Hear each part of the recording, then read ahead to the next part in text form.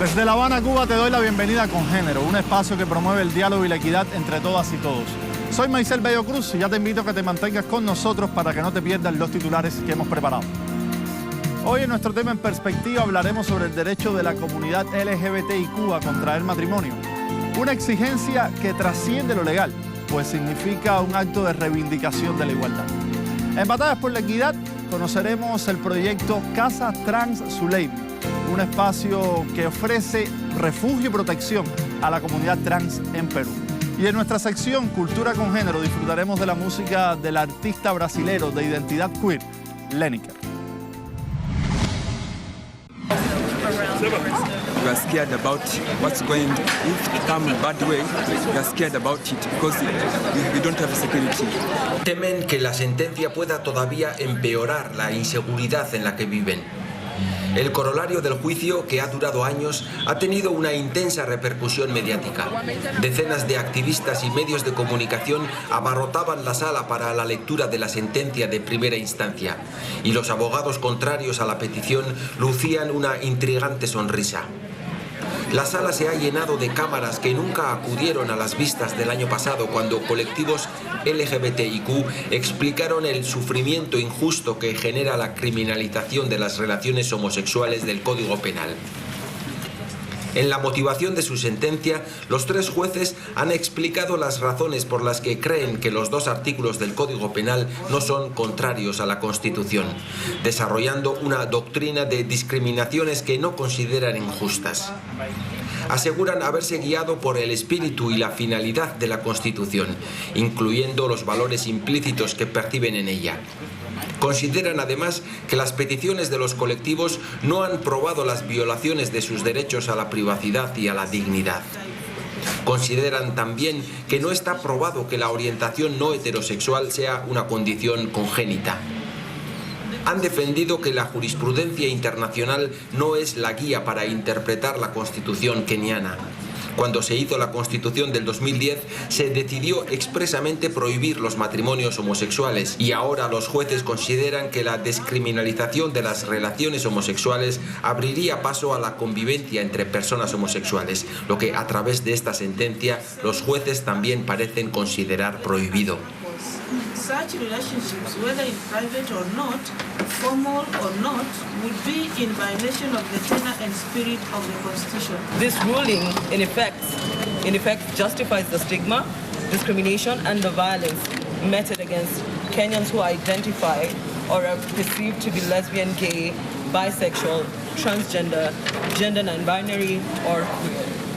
Every Kenyan's inherent right to life, right to privacy, right to human dignity, right to equality, and freedom from all forms of discrimination, including sex and sexual orientation. La sentencia podrá ser recurrida al Tribunal Superior, pero los colectivos LGBTIQ y las fuerzas sociales que apoyan la lucha contra la homofobia encajan el varapalo, mientras grupos enviados agradecen a Dios por un final que no es feliz para todos.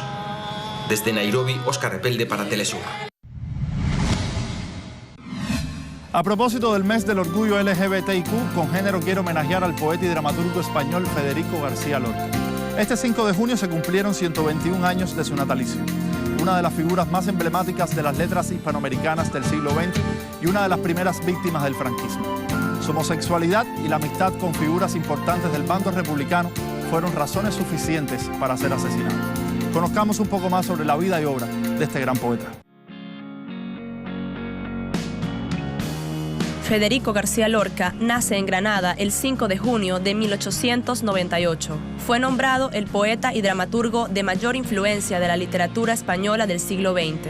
Formó parte del grupo de escritores y poetas españoles Generación del 27. La simbología y metáfora destacaron en su obra, al ser sus figuras poéticas más recurrentes la luna, el agua, la sangre y los caballos. García Lorca visibilizó su homosexualidad valientemente y aunque no pertenecía a ningún partido político, se enunciaba abiertamente socialista, factores que lo convirtieron en un subversivo, peligroso para la España entrante en plena guerra civil. Fue fusilado el 18 de agosto de 1936, dejando como legado obras como Libro de Poemas, 1921, Oda a Salvador Dalí, 1926, Bodas de Sangre, 1933 y La Casa de Bernarda Alba, 1945.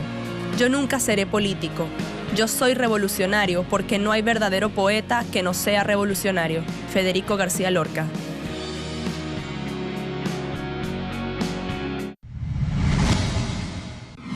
Te propongo que hagamos un repaso de lo que ha circulado por las redes sociales en materia de género.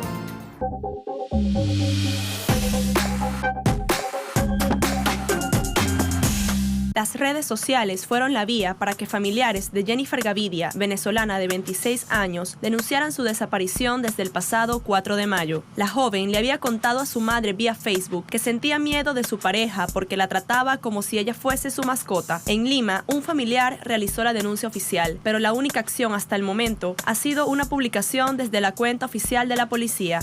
Asimismo, diversas plataformas digitales denunciaron el crimen de odio lesbofóbico que sufrió una pareja el pasado 7 de junio en un autobús de Londres. El ataque fue perpetrado por 5 adolescentes entre 15 y 18 años, quienes las obligaron a besarse, tocarse y les dieron una paliza. Pero no todo es tristeza, y es que las calles ya van comenzando a pintarse de arcoíris por el mes del orgullo LGBTIQ. En Ciudad de México, el paso peatonal de la Avenida Juárez y Luis Moya ahora luce de colores, y las banderas de la sexogénero-diversidad se extendieron en las estructuras del Teatro La Ciudad, quienes presentarán diversas propuestas escénicas en el marco de la celebración del orgullo. Y después de este repaso por las redes, te propongo hacer una primera pausa. Enseguida regresamos con más de Congénero.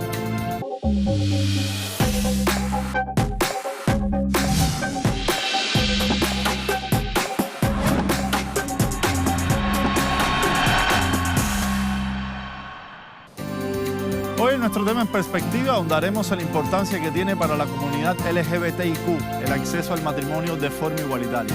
Un asunto de garantías legales y de reivindicación de su derecho a vivir una vida feliz, plena y equitativa con las mismas condiciones del resto de la sociedad.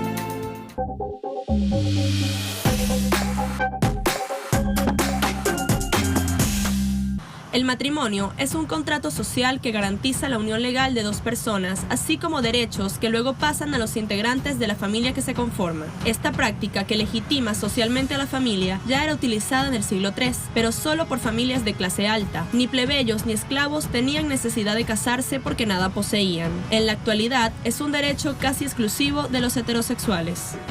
À l'origine, en établissant le mariage comme institution, la société a donné un cadre juridique à une donnée naturelle, l'union d'un homme et d'une femme en vue de procréation d'un enfant.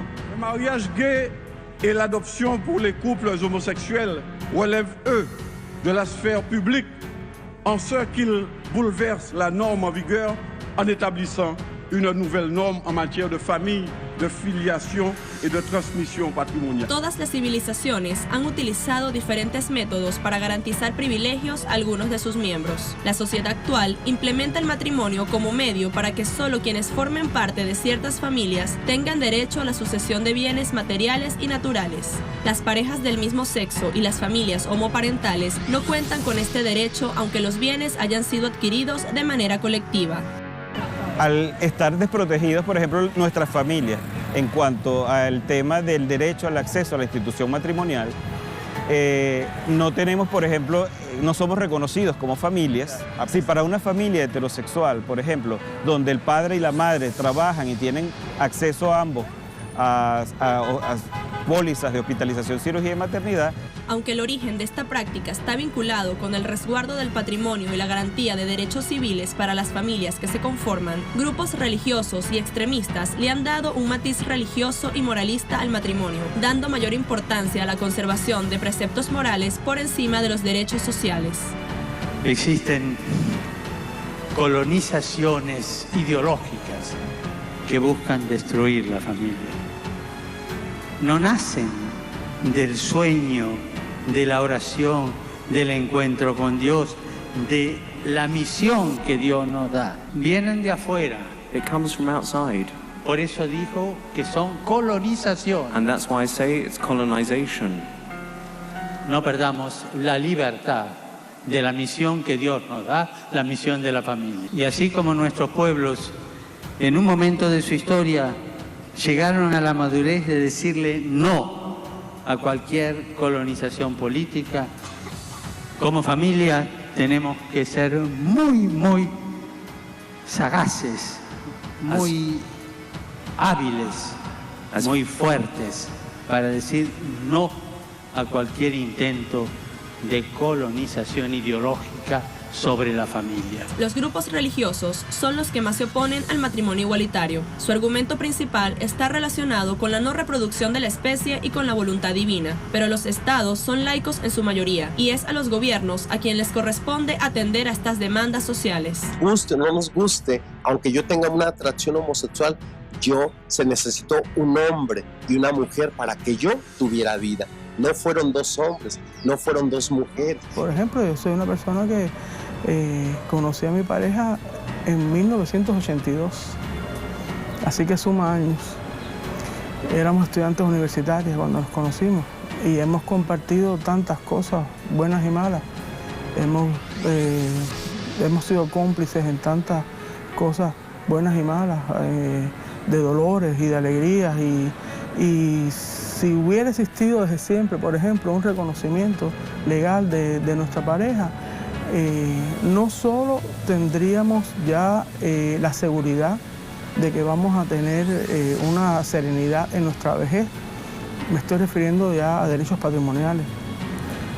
Por ejemplo, que si yo muero ya se pueda acoger a mi pensión o viceversa, o que nadie venga a pretender nada porque no se reconozca que esta casa es de nosotras dos, o que la hemos construido entre nosotras dos con nuestros esfuerzos y nuestras posibilidades. Entonces, no solo se trata de que es justo que así sea, sino que además es algo que en definitiva yo tengo que tener ese mismo derecho como lo tienen mis hermanas y mi hermano, por ejemplo. Además del argumento religioso, los grupos que se oponen al matrimonio igualitario relacionan esta lucha con una visión romántica de la vida de quienes demandan por sus derechos civiles, queriendo minimizar o comparar el derecho con el romanticismo capitalista. Yo pienso que todos los ciudadanos de una nación todos compartimos los mismos deberes. Y yo siempre he pensado que un problema de derechos, si yo comparto los mismos deberes que cualquier persona, pues tengo que compartir los mismos derechos que cualquier persona, y entre esos derechos tiene que estar la posibilidad de un reconocimiento legal de la unión entre dos personas, que sean dos mujeres, dos hombres, no sé, dos personas transexuales, dos personas, dos seres humanos que se aman. Yo creo que es necesario porque es un problema de justicia y de equidad. No estamos hablando de una moda, no estamos hablando de ponernos al día con otros países, no, estamos hablando de que nosotros hemos vivido una revolución que se hizo para todos y para el bien de todos, y entonces significa que hay una parte de esos todos que se quedaron fuera de derechos, que se quedaron fuera sin ver reconocido lo que realmente también tendrían que recibir como ciudadanos. Mientras los estados se opongan a legitimar el derecho de las familias homoparentales relacionados directamente con el derecho a la salud, a la sucesión, a la seguridad social, los colectivos LGBTIQ tendrán la tarea de hacer entender que sus luchas no son por un vestido blanco y un smoking, sino por sus derechos a la identidad y el reconocimiento de las familias diversas. Te propongo ahora algunas cifras que nos muestran logros y retos de la comunidad LGBTIQ.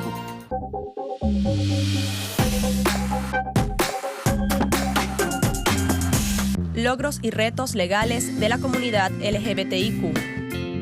En el año 2001, Anne-Marie Truss y Ellen Feisen pasaron a la historia como la primera pareja de lesbianas en contraer matrimonio, y Ámsterdam como el primer lugar en el mundo en el que se llevó a cabo un matrimonio entre personas del mismo sexo. Según el informe de homofobia de Estado 2009, publicado por la Asociación Internacional de Gays y Lesbianas, ILGA, en la actualidad el matrimonio igualitario es legal en 26 países. Y la adopción conjunta en 26 países. Aun cuando 74 estados miembros de la ONU prohíben la discriminación contra las personas sexo-género diversas y 39% castigan los crímenes de odio. En 70 estados están penalizados los actos sexuales consensuados con personas adultas del mismo sexo, y en 6 de ellos se les impone la pena de muerte. Después de conocer estos datos, te propongo hacer una segunda pausa. Enseguida regresamos.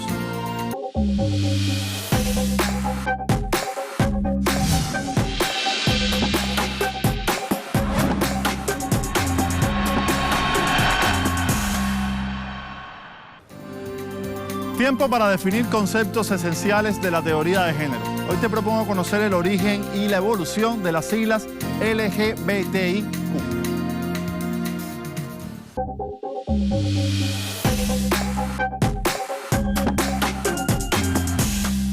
Las siglas LGBTIQ, lesbianas, gays, bisexuales, trans, intersexuales y queers, son utilizadas para definir al movimiento social y político que impulsa acciones por la reivindicación de los derechos de la comunidad sexo-género diversa y cuyo auge fue impulsado por el suceso conocido como los disturbios de Stonewall, el 28 de junio de 1969. Para ese entonces, el término estaba reducido a las letras LGBT. Con la llegada de conceptos como intersexual y queer en los 90s, las siglas se complementan al incluir a aquellas personas cuya identidad de género no encaja en el parámetro binario femenino-masculino. En Batallas por la Equidad te propongo conocer sobre Casa Trans Zuleimi, un espacio que brinda apoyo y refugio a las personas con identidades trans en Perú.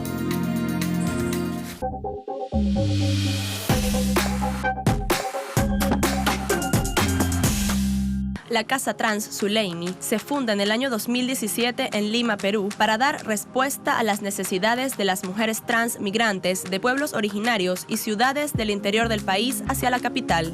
Cuando presentamos el proyecto de ley de identidad de género, nos dimos con la sorpresa de que habían violencias y situaciones que conformaban toda una estructura de violencia frente a la necesidad de la política pública. Y esas tipos de violencia, esas situaciones que se presentaban frente a la necesidad de tener una ley de identidad de género eran la migración, eran la falta de empleo, eran la prostitución, la situación de trata, cuando se trata de niñas y adolescentes, la ausencia del DNI, ¿no?, frente al no tener una ley de identidad de género. Este espacio ofrece a las mujeres trans contención emocional colectiva, acceso a chequeos médicos, asesoría legal y apoyo en la inserción de las mujeres como sujetas sociales activas. Y en Casa Trans se realizan actividades feministas autogestionadas direccionadas a mejorar la calidad de vida y el acercamiento a un ideal de vida para las mujeres trans acá en el Perú. En el caso de nosotros, de muchas de las chicas, no siempre es venir y pedirte, oye, necesito esto y lo otro, ¿no? O pedirte cosas, ¿no? Sino muchas veces ellas solamente buscan un espacio seguro, amigable, tranquilo. La Casa Trans Zuleimi es el primer refugio autogestionado y feminista del Perú, además administrado por mujeres trans. Es un proyecto que, de ser replicado en otros lugares, podría ofrecer soluciones concretas a las problemáticas que presenta este grupo social carente de garantías ciudadanas. Hoy en Cultura con Género veremos cómo el artista queer Lineker convierte la música en un medio para honrar su identidad y la de sus iguales.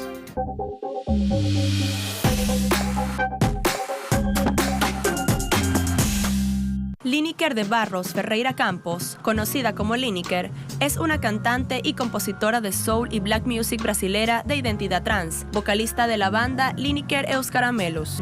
É muito maluco, né? Porque, tipo, eu saí de uma cidade do interior de São Paulo, de Araraquara.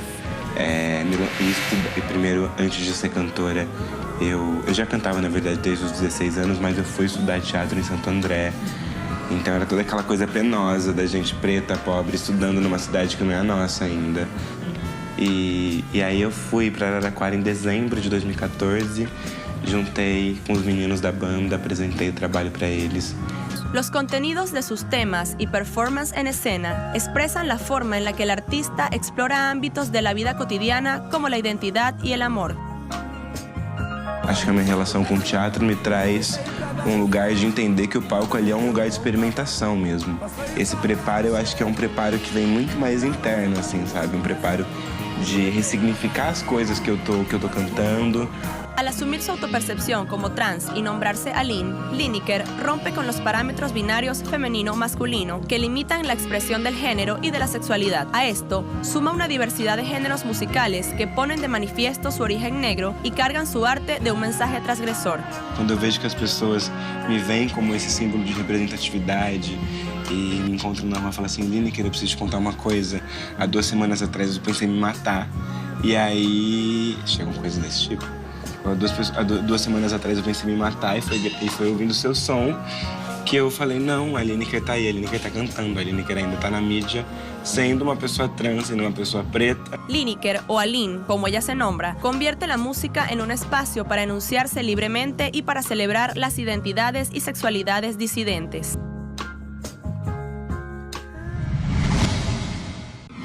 Con la información sobre este artista brasileño llegamos al final.